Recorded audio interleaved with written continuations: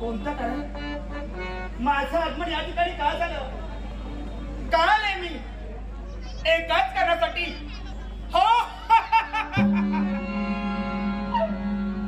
राजकन्याचा शेवट आम्हाला करायचा आहे, त्याचा संसार उद्ध्वस्त आम्हाला करायचा आहे. मग राजकन्याची येण्याची चाहूल या ठिकाणी लागली आणि म्हणूनच तर हा एकांतवास मी स्वीकारलाय. नाटेस तो आमचे मित्र